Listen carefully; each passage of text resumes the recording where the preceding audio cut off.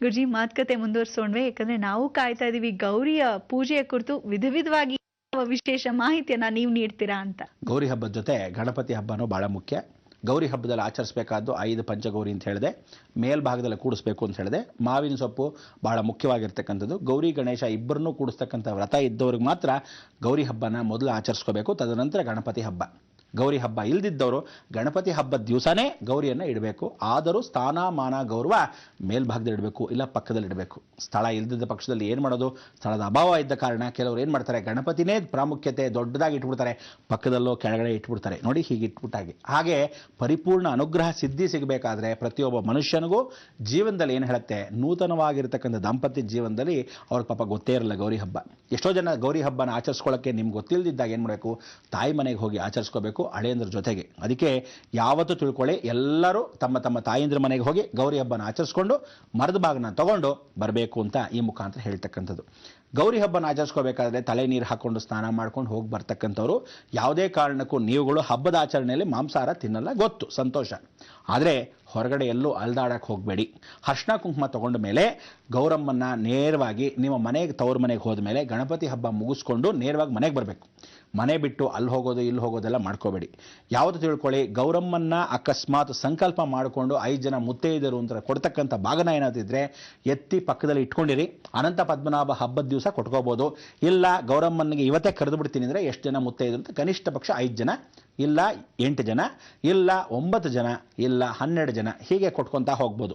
ಗೌರಿ ಹಬ್ಬವನ್ನು ಮಾಡಬೇಕಾದ್ರೆ ಮರದ ಭಾಗನ ಮಸ್ಟ್ ಅಂಡ್ ಶುಡ್ ಅಂದರೆ ಕೊಡಲೇಬೇಕಾದ ಸಂಪ್ರದಾಯ. ಇದ್ದವ್ರಿಗೆ, ವ್ರತ ಇದ್ದವ್ರಿಗೆ, ಇಲ್ದಿದ್ದವ್ರಿಗೆ ತಲೆ ಏನು ಕೆಡಿಸ್ಕೋಬೇಡಿ, ನಿಮ್ಮ ಪಾಡಿಗೆ ನೀವು ಇದ್ದಿ.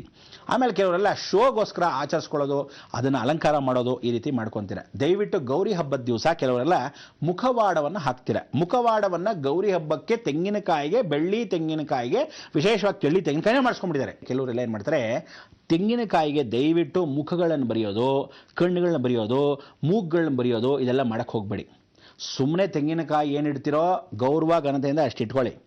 ಅಕಸ್ಮಾತ್ ನೀವು ಗೌರಿ ಹಬ್ಬಕ್ಕೆ ಕಣ್ಣುಗಳು ಮಾಡೋದು, ಅದೇನು ಮಾಡ್ತಾರೆ, ಅರ್ಶನದಲ್ಲೋ ಚಂದನಲ್ಲೋ ಮಾಡಿರ್ತೀರಿ, ಗಟ್ಟಿಗೆ ಪುಟಕ್ಕಂತ ಬಿದ್ದೋಯ್ತು ಅಂತ ಇಟ್ಕೊಳ್ಳಿ, ಒಣಗೋಗಿ ಆಗೇನಾಯ್ತು, ದೋಷ ನಿಮ್ಮ ಮನೆಗೆ.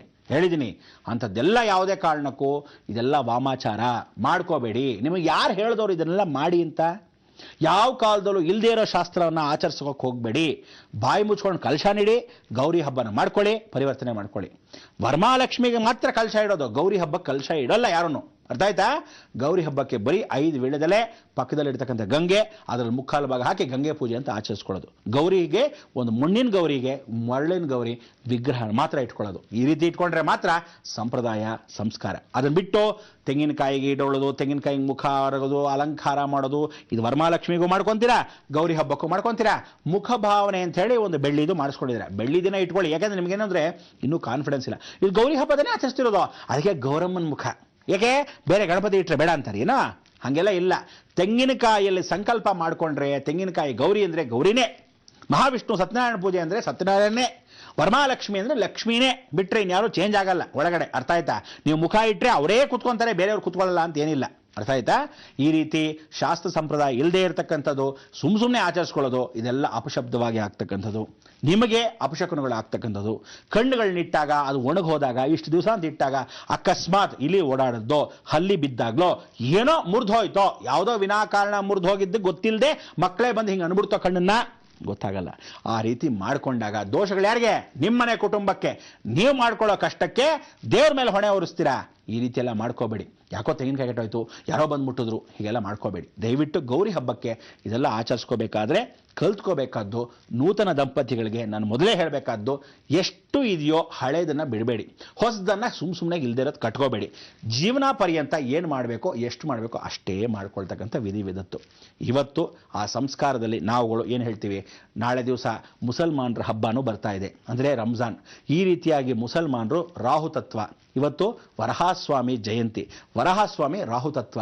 ಹೀಗೆ ನಮ್ಮ ಜೀವನದಲ್ಲಿ ಎಲ್ಲ ರಾಹು ಘೋಷಗಳನ್ನು ಪರಿವರ್ತನೆ ಮಾಡೋಕ್ಕೆ ಜೀವನದಲ್ಲಿ ಪ್ರತಿಯೊಬ್ಬನಿಗೂ ಹಬ್ಬದ ಆಚರಣೆ ಏನು ಹೇಳುತ್ತೆ, ಹಿಂದೂ ಮುಸ್ಲಿಂ ಬಾಯ್ ಬಾಯ್ ಅಂದಾಗೆ ಆ ಸುಖ ಜೀವನದಲ್ಲಿ ಪ್ರತಿಯೊಬ್ಬನು ನಮ್ಮ ಜೀವನಾನುಸಾರ ಎಲ್ಲರೂ ಒಂದು ಸೌಹಾರ್ದತೆನ ಕಾಪಾಡ್ಕೋಬೇಕು. ಅಂದರೆ ಎಲ್ಲ ಧರ್ಮದವರು ಇವತ್ತು ನೋಡಿ ನಾವುಗಳು ವಿಶೇಷವಾಗಿ ಆಚರಿಸ್ತಕ್ಕಂಥ ಆ ರಂಜಾನ್ ಹಬ್ಬಕ್ಕೆ ಅವ್ರು ರೋಜಾ ಅಂತ ಆಚರಿಸ್ತಾರೆ. ಅಂದರೆ ಉಪವಾಸವನ್ನು ಮಾಡ್ತಾರೆ.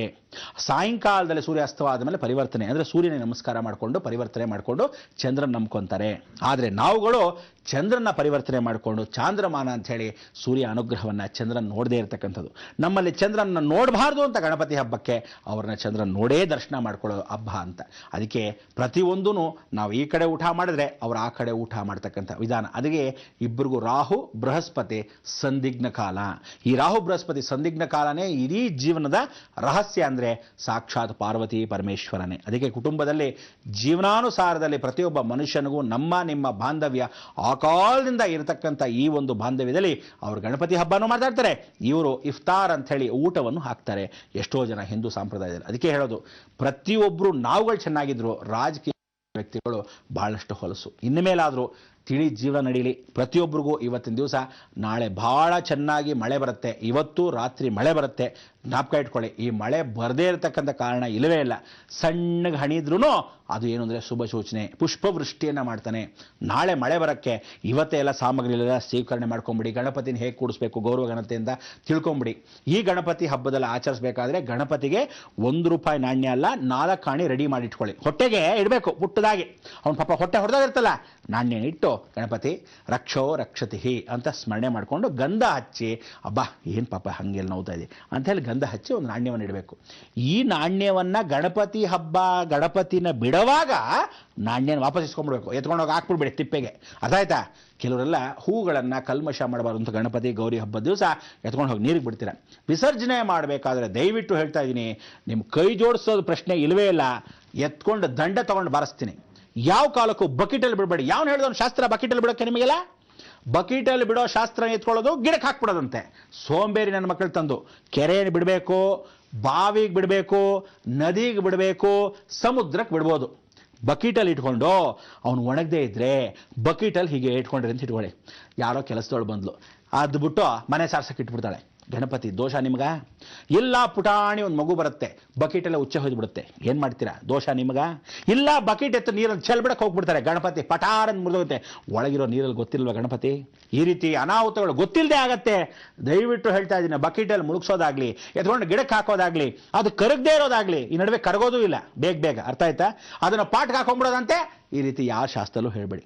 ಬಿಟ್ಟರೆ ಲಕ್ಷಣವಾಗಿ ಕಣ್ಣಿಗೆ ಕಾಣದೇ ಇರೋ ಹಾಗೆ, ಗಣಪತಿಗೆ ಲೋಪದೋಷ ಬರೆದಿದ್ದ ಹಾಗೆ ನಿರ್ಮಲ ಮನಸ್ಸಿಂದ ಪೂಜೆ ಮಾಡ್ಕೊತೀರ. ಅದರಿಂದ ಈ ಗೌರಿ ಆಗಲಿ ಗಣೇಶ ಆಗಲಿ ಬಕೆಟಲ್ಲಿ ಇಟ್ಕೊಂಡು ಹೋಗೋದು, ಬೇರೆಯವ್ರು ಮಾಡೋದು.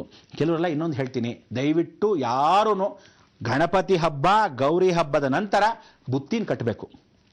ಗೌರಮ್ಮನ ಇಟ್ಕೊಳ್ಳೋರು ಪ್ರತಿಯೊಬ್ಬರೂ ಗಣಪತಿ ಬಿಡೋ ಸಮಯಕ್ಕೆ ಮೊಸರನ್ನ, ಕಡಲೆಕಾಳು, ಉಸ್ಲಿ, ಕಡಲೆಕಾಳು ನಾಟಿ ಕಡಲೆ ಉಸ್ಲಿನ ರೆಡಿ ಮಾಡ್ಕೋಬೇಕು. ಇಟ್ಕೊಂಡು ಏನು ಮಾಡಬೇಕು ಗಣಪತಿ ಗೌರಿ ಜೊತೆ ಕರ್ಕೊಂಡು ಹೋಗಿ ಬಿಡಬೇಕು. ಬಿಡುವಾಗ ಈ ಗೌರಿ ಹಬ್ಬಕ್ಕೆ ವಿಶೇಷವಾಗಿ ಸ್ಮರಣೆ ಮಾಡ್ಕೊಂಡ್ರೆ ಮೊಸರನ್ನ ಯಾತಕ್ಕೆ, ಈ ಬುತ್ತಿಯನ್ನು ಕಟ್ಕೊಡೋದು ಯಾತಕ್ಕೆ, ಹೋಗಿ ಬಿಡಬೇಕಾದ್ರೆ ಮಾಡಬೇಕಾದ ಕಾರ್ಯ ಏನು ಎಲ್ಲವನ್ನು ಹೇಳ್ಕೊಡ್ತೀನಿ. ಕಾಯ್ತಾ ಇರಿ.